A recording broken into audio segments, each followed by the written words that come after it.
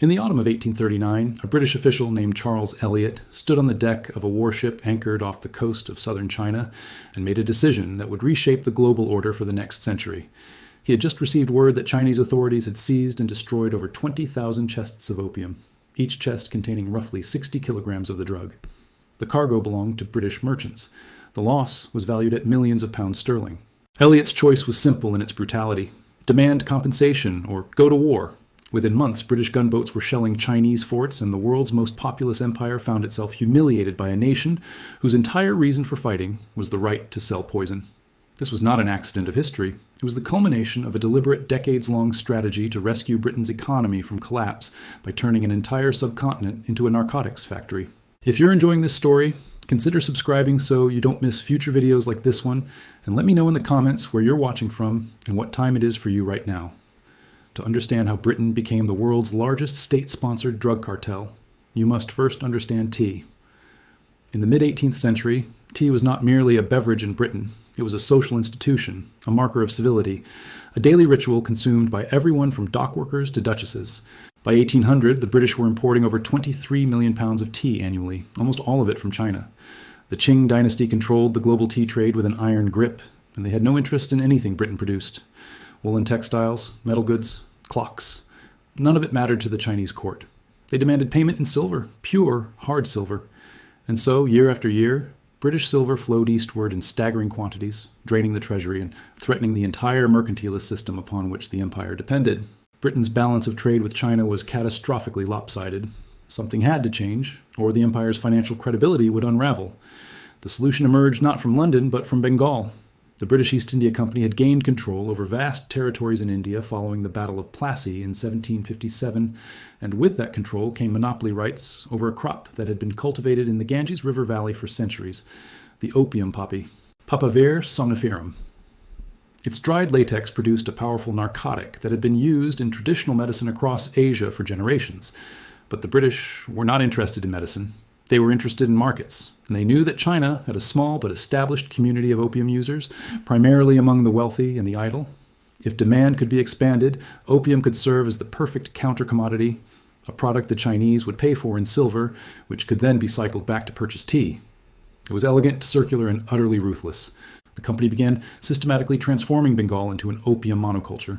By 1773, the British had formalized their monopoly, forcing Indian farmers to grow opium under contract and sell it exclusively to company agents at fixed prices. The farmers had little choice. Those who resisted faced financial ruin or physical coercion. The poppy fields spread across Bihar and Benares, covering hundreds of thousands of acres.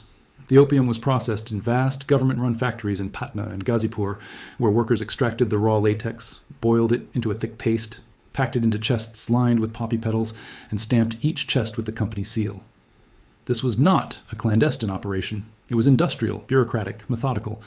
The British were not smugglers. They were manufacturers. The scale of this operation is difficult to overstate.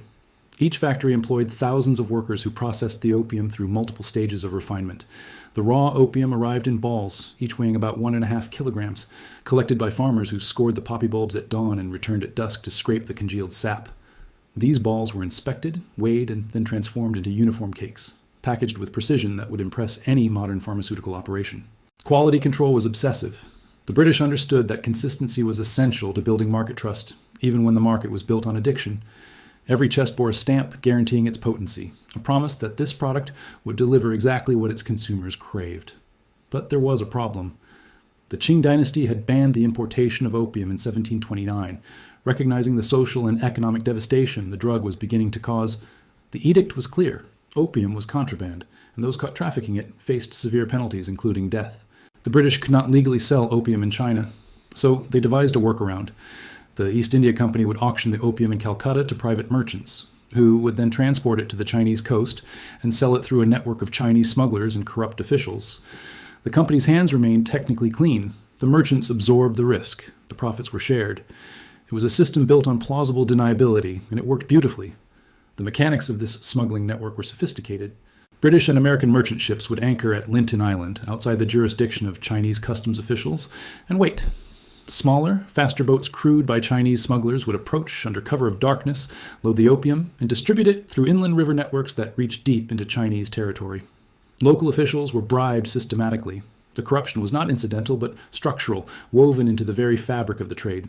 Without the complicity of Chinese intermediaries, the system would have collapsed, but the scale of profits ensured there was always someone willing to participate. Everyone along the chain took their cut, from the British merchants to the Chinese boat crews to the local magistrates who looked the other way. By the early 19th century, the opium trade was booming. In 1800, the British shipped roughly 4,000 chests of opium to China. By 1830, that number had more than quintupled to over 18,000 chests. By 1838, it had reached 40,000 chests. Millions of Chinese, from laborers to scholars, were now regular users.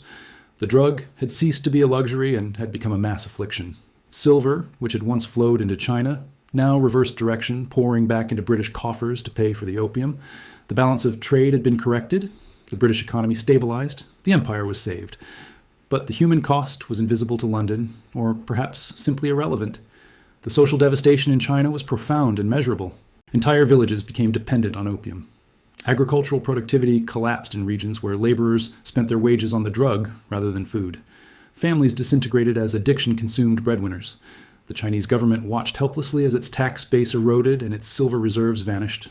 Estimates from the period suggest that by the late 1830s, roughly 2 million Chinese were regular opium users, though some historians believe the actual number was significantly higher. The drug did not discriminate by class. Scholars smoked it to ease the pressures of civil service examinations. Soldiers smoked it to numb the boredom of garrison duty. Merchants smoked it to celebrate successful deals. Coolies smoked it to forget their exhaustion. The addiction crisis was totalizing. The Qing court was not blind to what was happening. Officials documented the social collapse in province after province. Productivity fell. Families were ruined. The imperial treasury hemorrhaged silver. In 1838, the Daoguang emperor appointed a scholar official named Lin Zexu as imperial commissioner and tasked him with eradicating the opium trade once and for all. Lin was incorruptible, methodical, and deeply committed to Confucian ideals of order and virtue. He arrived in Canton in March 1839 and immediately issued an ultimatum to foreign merchants: surrender all opium in your possession, sign a bond promising never to traffic in the drug again, or face execution. The British merchants hesitated. Lin did not. He placed them under effective house arrest, surrounded their warehouses with troops, and waited. After 6 tense weeks, Charles Elliot, the chief superintendent of British trade, ordered the merchants to comply. Over 20,000 chests of opium were handed over. Lin had the drug mixed with lime and salt, dissolved in trenches, and flushed into the sea. It took nearly 3 weeks to destroy it all. Lin believed he had won. He sent a letter to Queen Victoria, appealing to her sense of morality and international law, pointing out that opium was illegal in Britain itself, and asking why, if it was unfit for British consumption, it should be forced upon China. The letter was remarkable in its directness and logic. Lin wrote as one sovereign power to another, assuming a shared commitment to justice and reciprocity. He could not have been more wrong about the response he would receive. The letter never reached Queen Victoria. British officials in Canton, humiliated and financially devastated, sent their own reports back to London, framing Lin's actions not as law enforcement but as an unprovoked assault on British commerce and sovereignty. The narrative was carefully constructed. The Chinese were portrayed as barbaric, irrational, contemptuous of international norms. The destruction of the opium was recast as theft. The restrictions on trade were depicted as intolerable tyranny. In October 1839, the British cabinet voted to go to war. The decision was not unanimous, and the debate in Parliament revealed the moral fault lines of the era. William Gladstone, then a young member of Parliament, delivered a scathing speech against the war, calling it unjust and disgraceful. He pointed out that Britain was about to wage war to defend a trade that was illegal in China and morally indefensible everywhere. His words were eloquent and passionate, but they changed nothing. The pro-war faction argued that Britain's credibility as a trading nation was at stake, that any weakness shown to the Chinese would embolden other nations to disrespect British commerce, and that the destruction of private property demanded restitution. The economic argument ultimately prevailed. British India depended on opium revenue, and British India was the jewel of the empire. The war was framed publicly as a defense of free trade and national honor, but privately, everyone involved knew it was about protecting a drug monopoly. The First Opium War began in earnest in 1840. British warships, equipped with modern steam engines and heavy artillery, obliterated Chinese coastal defenses with ease. The Qing military, still relying on antiquated matchlocks and wooden junks, was hopelessly outmatched. British forces seized key ports, blockaded rivers, and marched inland virtually unopposed. Chinese soldiers fought bravely in many engagements, but bravery could not compensate for technological inferiority. British steamships moved against the wind and tide, rendering traditional naval tactics useless. British artillery outranged Chinese cannons by hundreds of yards, allowing them to bombard fortifications from positions of complete safety. In August 1842, with British guns trained on Nanjing, the Qing government capitulated. The Treaty of Nanjing was signed aboard the British warship HMS Cornwallis. Its terms were devastating. China ceded the island of Hong Kong to Britain in perpetuity, opened 5 ports to British trade, paid a massive indemnity of 21 million silver dollars, and granted British citizens extraterritoriality, meaning they were subject only to British law even on Chinese soil. Opium was not mentioned in the treaty, but its legal status remained unchanged. The trade continued, now under the protection of British military power. It's often said that the Opium Wars were about free trade and diplomatic sovereignty, not about drugs.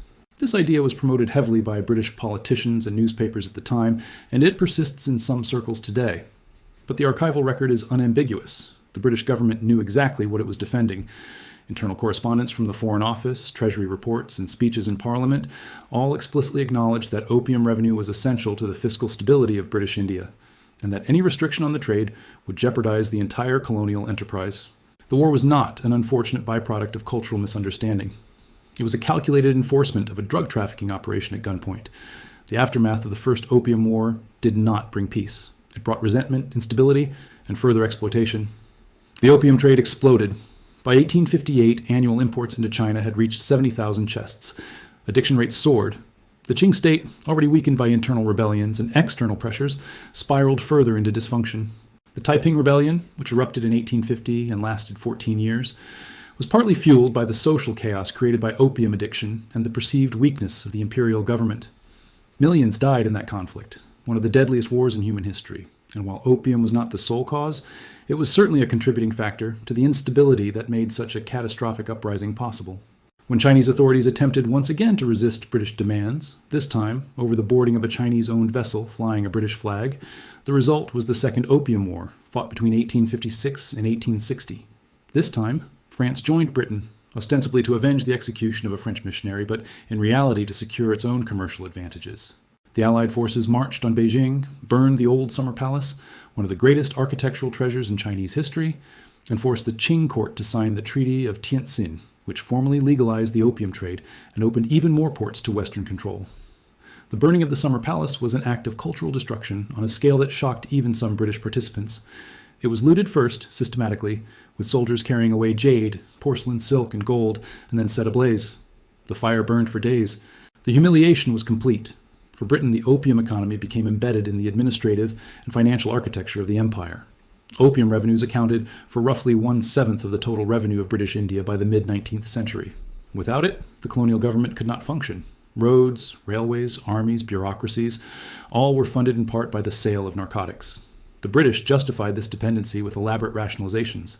Official reports argued that opium use in China was no worse than alcohol consumption in Europe, that prohibition would simply drive the trade underground, and that Chinese themselves were complicit in the trade through their demand. These arguments conveniently ignored the fact that Britain had created and sustained that demand through decades of aggressive marketing and price manipulation.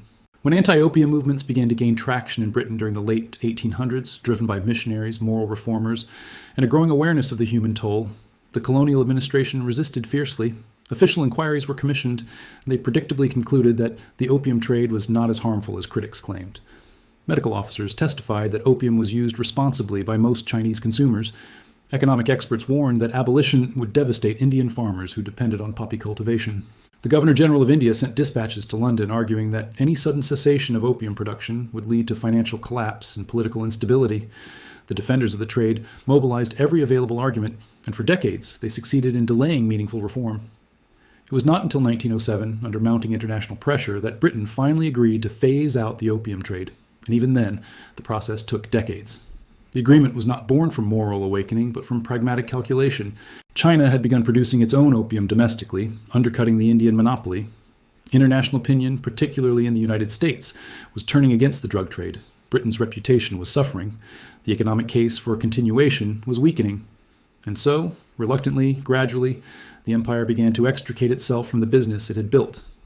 By 1917, opium exports to China had effectively ceased, though domestic opium production in India continued for medical purposes well into the 20th century. The consequences of Britain's opium empire extended far beyond the immediate addiction crisis. The wars and treaties that enforced the trade shattered Chinese sovereignty, set the stage for a century of foreign domination, and contributed to the political chaos that eventually gave rise to revolutionary movements in the 20th century. The wealth extracted through opium-funded British industrial expansion, colonial infrastructure, and military dominance. It allowed Britain to maintain its empire at a time when that empire might otherwise have contracted. The human cost was borne almost entirely by people who had no voice in the decisions that destroyed their communities. So, how did Britain become the world's biggest drug dealer? Not through accident, not through rogue merchants acting beyond the law, but through deliberate policy, institutional coordination, and the cold logic of imperial economics. The opium trade was not a moral failing hidden in the shadows. It was a cornerstone of British power, debated in Parliament, managed by civil servants, and defended with state violence. The empire was built in part on addiction, and when the choice came down to profits or principles, the decision was never in doubt. If this story challenged or expanded your understanding of history, I'd genuinely appreciate it if you subscribed. There's always more to uncover, and I'm grateful you took the time to listen. Until next time.